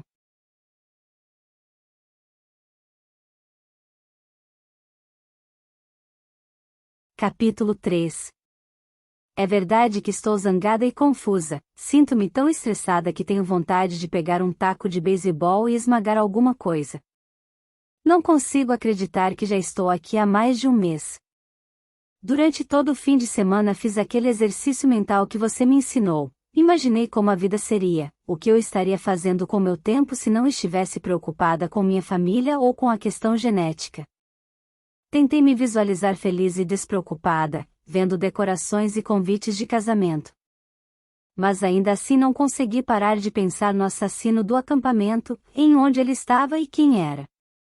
Cheguei até mesmo a olhar de novo no site todas as fotos das vítimas. Meus pensamentos sempre voltavam para Júlia. Será que ela tinha recebido minha mensagem? Será que ela me odiava? Em uma segunda-feira, obtive a resposta. Eu estava no ateliê, limpando o verniz de minhas mãos e ouvindo Fleetwood Mac, quando o telefone tocou. Procurei no meio da pilha de ferramentas e equipamentos que estava sobre a bancada e encontrei o telefone sem fio debaixo de um monte de trapos. O número era confidencial. Alô? Posso falar com a Sarah, por favor? Reconheci a voz refinada e meu pulso se acelerou. Júlia? Você está sozinha? A voz dela pareceu tensa. Estou no ateliê e Ellie foi para a escola. Estava me preparando para entrar e almoçar. Hoje não tomei café da manhã, comecei, falando sem conseguir me conter. Você não deveria ter telefonado. Sinto muito. Tinha acabado de descobrir quem você realmente é e não pensei. Obviamente. Aquilo doeu e tomei fôlego. Não telefone para cá de novo. E então ela desligou. Lidei com isso com a graça e a calma que me são costumeiras. Atirei o telefone longe, o que fez a bateria cair e rolar para baixo de uma prateleira. Em seguida, entrei furiosamente em casa e comi um monte dos biscoitos que compro para Ellie, xingando a cada mordida. Júlia tinha falado comigo como se eu fosse algo que ela tivesse pisado e que quisesse tirar da sola do sapato. Senti meu rosto queimar e meus olhos arderem em lágrimas quando pensei o que sempre pensava quando um ex-namorado me insultava ou desafiava, ou quando meu pai não segurava a mão que eu lhe estendia. O que há de errado comigo? Uma hora depois, ainda estava perturbada demais para me concentrar no trabalho. E os preparativos para o casamento? Esqueça. Pensei em ligar para Eva, mas então teria de explicar o que tinha feito. Peguei as chaves do carro. Lauren e Greg ainda moram na casa que compraram logo após o casamento. Minha mãe e meu pai os ajudaram a pagar o sinal, o que significa que papai lhes disse o que comprar. É apenas uma casa de 4 quartos básica, no estilo dos anos 1970, mas tem vista para a Bahia, com a fantástica imagem das balsas que nela trafegam. Eu quis me mudar para o mesmo bairro, mas não havia nada à venda quando Eva e eu fomos procurar. Acabamos escolhendo um loteamento mais novo, mas adoro nossa casa. É no estilo contemporâneo da costa oeste, com revestimento de tábuas, bancadas de granito cor de terra e equipamentos em aço inoxidável. Greg ainda está reformando a casa deles, mas ela vai ficar linda quando estiver pronta. Ao longo dos anos, Lauren a tinha deixado muito alegre, com cortinas feitas à mão, paredes em tons pastel e vasos cheios de flores frescas. Estou sempre saqueando sua horta. Bati a porta dos fundos e entrei. Olá, é a Sarah. Ela gritou do andar de cima. Quarto do Brandon.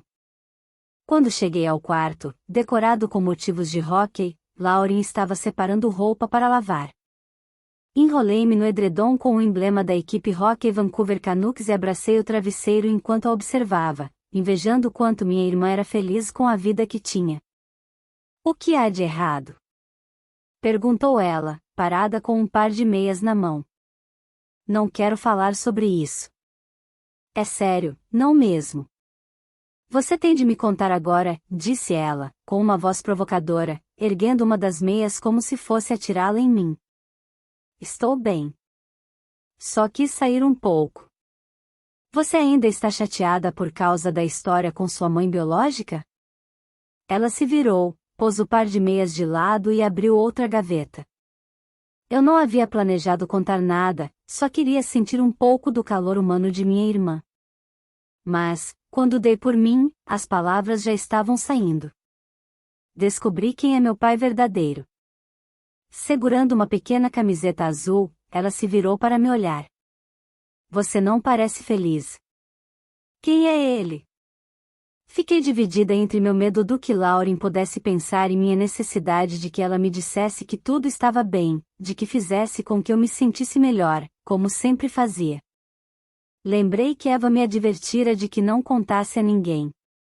Lembrei-me de ter prometido a Júlia que não contaria a ninguém. Mas Lauren era minha irmã. Você não poderá contar a ninguém nada do que vou lhe dizer, nem mesmo a Greg. Prometo não contar, disse ela, pondo as mãos sobre o coração. Você já ouviu falar do assassino do acampamento, não é? Perguntei, e meu rosto estava quente. Todos ouviram falar dele. Por quê? Ele é meu pai. Ela ficou boquiaberta, olhando-me com uma expressão chocada pelo que pareceram horas. Finalmente se sentou ao meu lado na cama. Isso é simplesmente. Tem certeza? Como descobriu? Sentei-me com o travesseiro no colo e lhe falei sobre o detetive particular e tudo o que tinha acontecido desde que o contratara. Examinei o rosto de minha irmã, esperando ver refletidas em seus olhos todas as coisas horríveis em que eu estivera pensando. Mas ela só me pareceu preocupada. Será que Eva não está certo? Que isso não é apenas uma coincidência? Perguntou. Balancei a cabeça negativamente ao responder. O modo como ela falou comigo hoje, ela me odeia. Estou certa de que isso não é verdade. Ela não a odeia. Provavelmente só. Não, você está certa, é pior que ódio, é como se ela tivesse nojo de mim. Minha voz estava embargada e tentei não chorar. Sinto muito, Sarah. Ajuda a saber que as pessoas que realmente importam amam você? Perguntou Lauren, afagando minhas costas. Só que meu pai não me amava, e o fato de ela não perceber isso tornava tudo ainda mais doloroso. Você não entende como é ser adotada, como é saber que sua mãe biológica lhe deu como se você não valesse nada, e depois ainda ser novamente rejeitada. Há anos que espero conhecê-la e agora, sacudi a cabeça. Sei que isso dói, mas você não pode se esquecer de tudo de bom que tem na vida. Lauren ia dizer outra coisa quando ouvimos alguém chamar no andar de baixo. Oi, meninas. Vocês estão aí? Era Melanie. Estamos aqui em cima, respondeu Lauren, e em seguida fez um gesto como se estivesse fechando sua boca com um zíper. Melanie entrou e jogou a bolsa no chão, dizendo: Obrigada por ocupar toda a entrada da garagem com sua caminhonete, Sarah. Eu não sabia que você viria. Ela me ignorou e se virou para Lauren. Obrigada pela ajuda no outro dia. Kylie e eu ficamos agradecidos. Não foi nada, respondeu Lauren, balançando uma das mãos no ar. O que está acontecendo? Perguntei.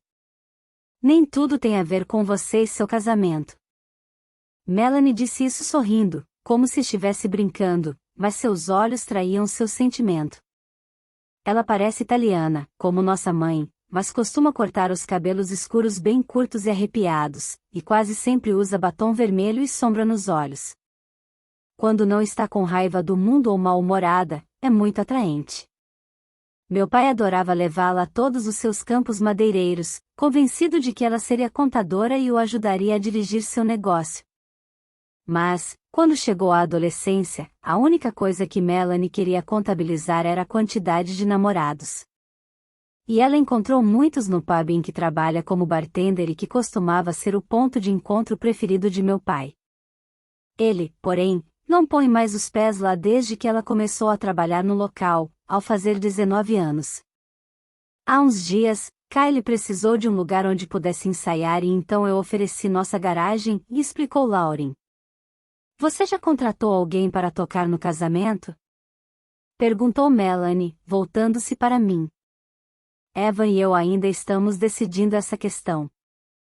Perfeito, porque Kylie quer tocar para vocês, como presente de casamento. Ela abriu um grande sorriso. Esse presente lhe estava longe de ser perfeito. Alguns meses atrás eu tinha ouvido a banda de Kylie tocar e eles mal tinham afinação.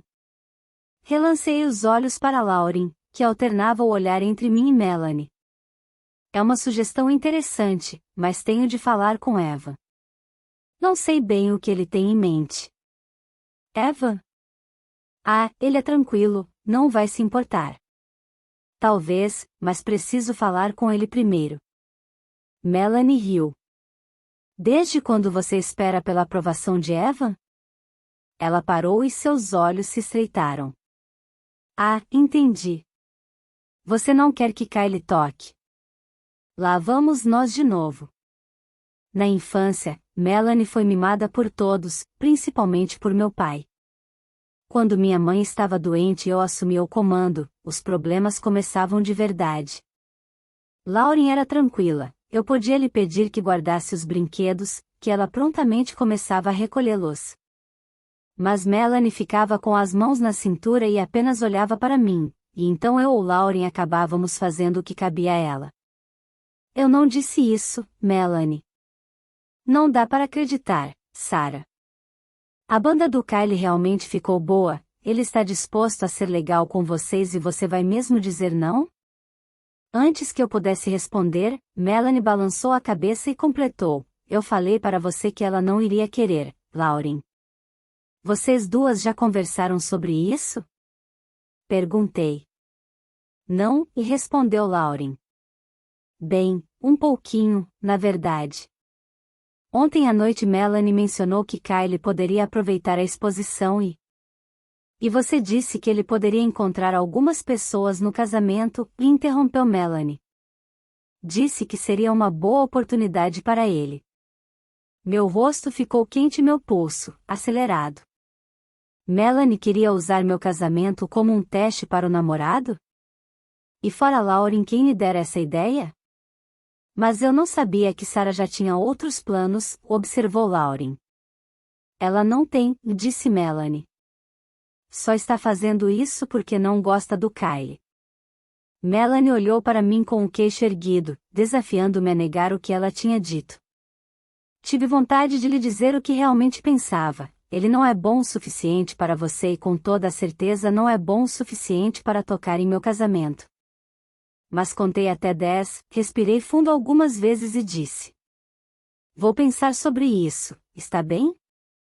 É claro que vai, disse Melanie. Ela vai pensar, sim. Não é mesmo, Sarah? O rosto de Lauren implorava enquanto ela olhava para mim, preocupada com a possibilidade de uma briga. E haveria uma bem grande, se eu não saísse logo dali. Sim. Preciso ir, levantei-me. Você não pode ficar para um café? Perguntou Lauren. Eu sabia que ela queria que eu ficasse para podermos esclarecer tudo ou ao menos fingir que não havia nada de errado, mas, se eu ouvisse mais alguma coisa da boca de Melanie, simplesmente explodiria. Forcei um sorriso. Sinto muito, tenho de pegar Ellie. Da próxima vez, está bem? Não olhei para Melanie quando saí. Naquela noite, fiquei me revirando na cama. Finalmente me levantei e fiz anotações, o único modo de conseguir me acalmar. Primeiro tomei nota de que deveria telefonar para Lauren de manhã e me desculpar por ter ido embora de forma tão abrupta. Em seguida, escrevi uma carta a Melanie dizendo todas as coisas que sempre quis falar para ela, mas nunca tive coragem. Depois de 4 anos de terapia, finalmente aprendi a administrar minha raiva, contando até 10, escrevendo cartas, saindo do ambiente estressante a fim de me acalmar, mas Melanie conseguia me irritar mais rápido que qualquer outra pessoa. Eu odiava a facilidade com que ela me exasperava e meu descontrole quando isso acontecia. Mas, na maioria das vezes, apenas me sentia triste. Eu a amava muito quando ela era pequena, adorava o modo como erguia os olhos para mim e me seguia por toda parte. Então, quando ela tinha 4 anos, eu a perdi no shopping. Estávamos fazendo compras de Natal e meu pai me pediu que tomasse conta dela enquanto ele entrava em uma loja. Melanie queria dar uma volta, mas eu sabia que meu pai ficaria furioso se nos movêssemos 1 centímetro que fosse, por isso segurei a parte de trás do casaco de minha irmã. Quanto mais forte eu a segurava, mais ela lutava, puxando e batendo em mim, até que conseguiu se soltar e saiu correndo em direção a uma multidão de pessoas que andavam pelo shopping. Os próximos 20 minutos foram os mais apavorantes da minha vida. Comecei a chamá-la freneticamente, aos gritos. Meu pai saiu correndo da loja, com um rosto branco.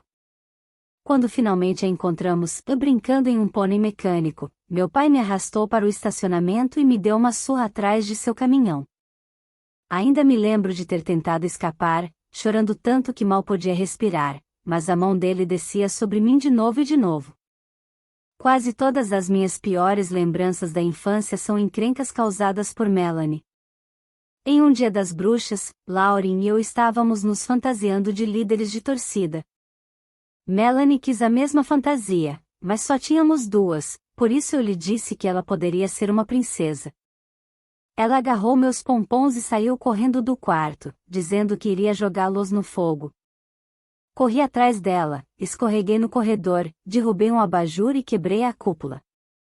Quando contei ao meu pai, ele ficou furioso, não por causa do abajur, mas porque eu deveria ter incluído Melanie. Fui proibida de participar da brincadeira e ele deixou Melanie usar minha fantasia. O pior é que me fez ir com minhas irmãs de casa em casa. Ainda me lembro de Melanie saltitando até as portas com a fantasia que eu passara semanas produzindo. A pequena saia balançava a cada passo e meu coração se partia quando as pessoas lhe diziam que ela estava bonita. Quando tínhamos 20 e poucos anos, e não morávamos mais com nossos pais, começamos a nos dar melhor. Depois que tive Ellie, Melanie às vezes ia me visitar e ver filmes comigo, e então dávamos boas risadas e comíamos pipoca. Aquilo era ótimo, como se finalmente fôssemos irmãs. Ainda discutíamos de vez em quando, mas as únicas vezes em que realmente brigamos foram quando tentei aconselhá-la sobre amizades ou alguns dos homens com quem ela saía. Quando Melanie começou a namorar Kyle, eu lhe disse que me preocupava com a possibilidade de ele a estar usando pelo fato de ela trabalhar em um bar e ela se irritou e ficamos sem nos falar por um tempo. Então conheci Eva e meu pai começou a nos convidar para jantar, ele só telefonava quando Eva estava em casa, e a marcar brunches e churrascos em família.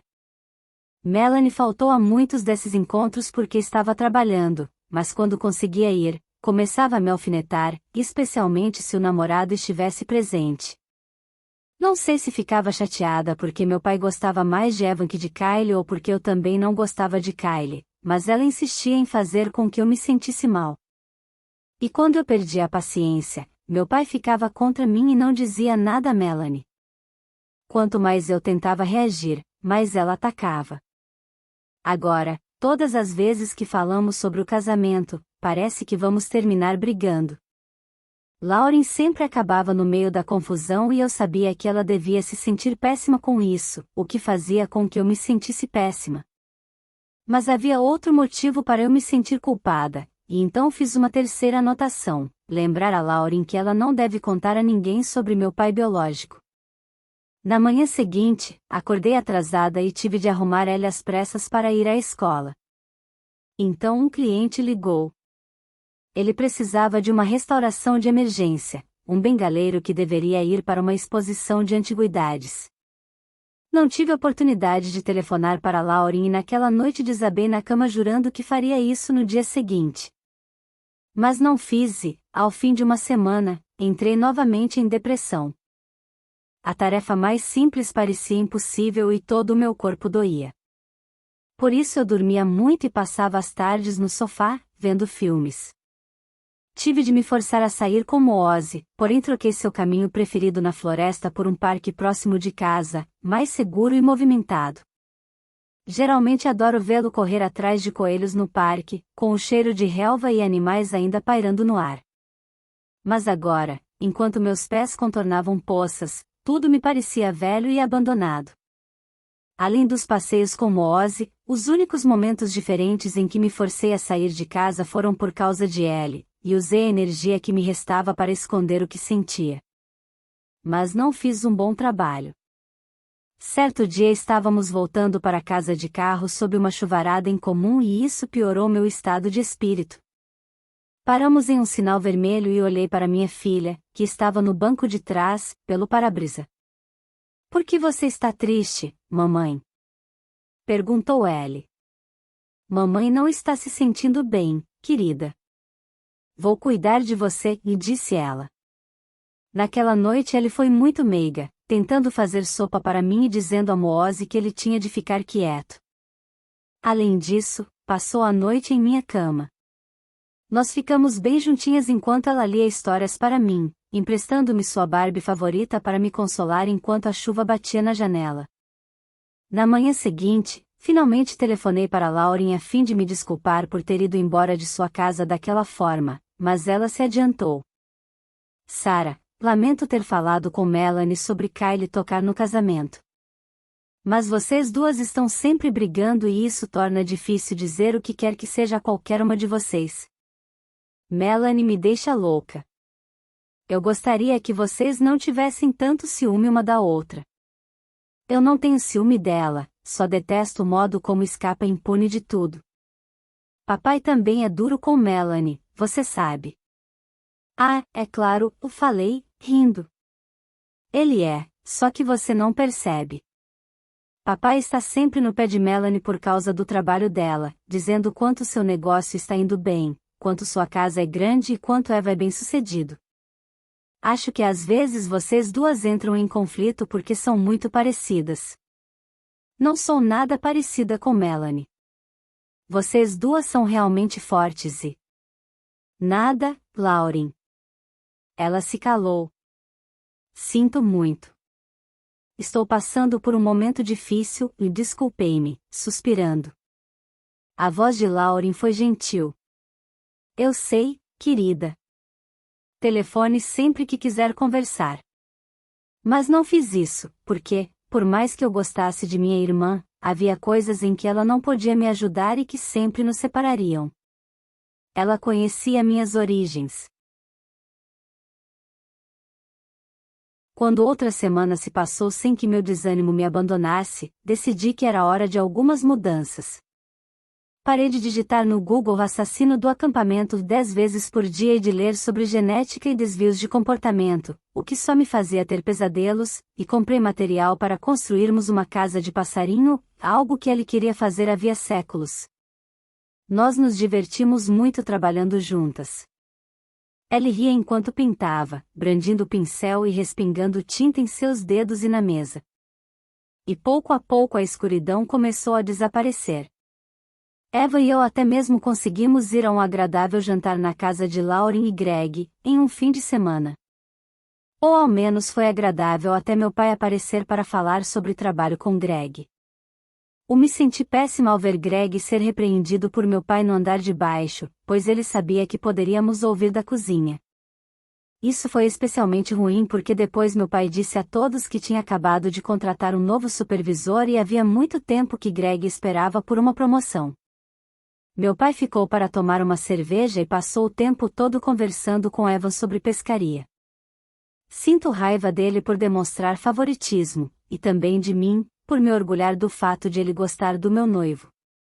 Na primeira semana de abril, finalmente senti que minha depressão passará.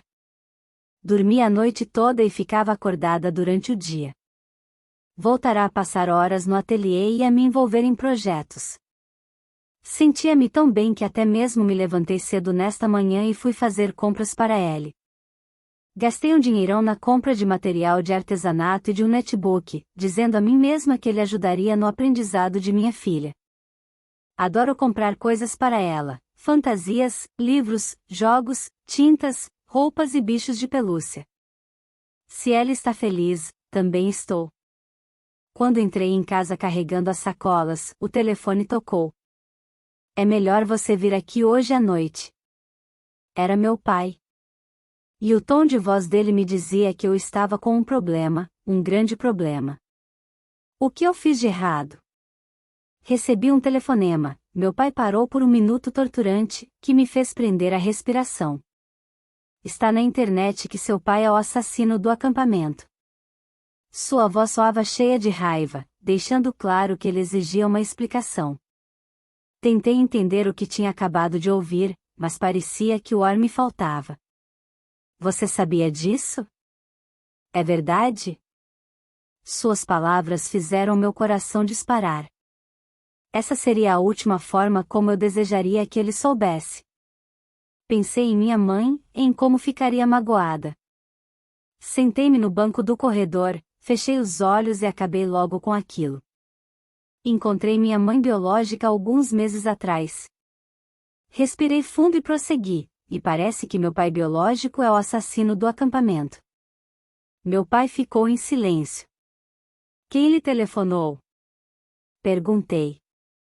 Big Mike. O primeiro capataz do meu pai? Como ele descobriu isso? O homem mal sabe ler. Meu pai respondeu às perguntas em meu pensamento. Ele disse que a filha viu a notícia no As Últimas Novidades de Nanaimo. Aquele site de fofocas.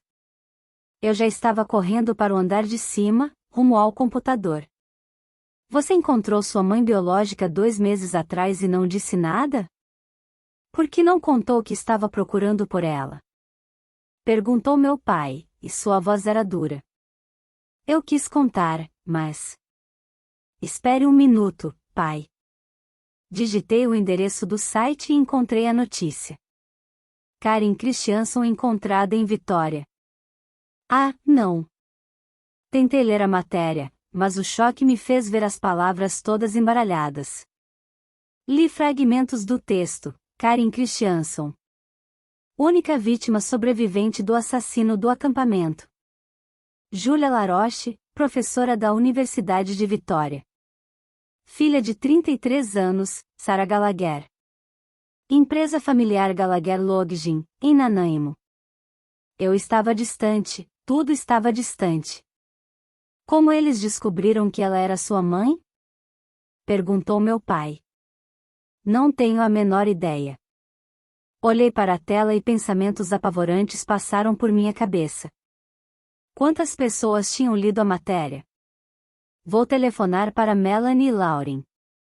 Quero vocês 3 aqui em casa às 6. Falaremos sobre isso. Pai, vou enviar um e-mail para o site agora mesmo e dizer. Já falei com meu advogado. Vamos processá-lo se eles não retirarem essa notícia do ar imediatamente. Pai, posso cuidar disso. Eu já estou cuidando disso, Sarah. E seu tom deixava claro sua opinião de que eu não podia cuidar de coisa nenhuma. Depois que desligou foi que me dei conta de que ele tinha dito seu pai é o assassino do acampamento. Não seu pai biológico, mas apenas seu pai. Agora você sabe por que estou tão estressada, Nadine. Depois que meu pai desligou, li o restante da matéria, e o tempo todo senti vontade de vomitar. Havia um monte de fotos de Karen Christianson, que eles postaram até mesmo a foto da equipe com que ela trabalha na universidade.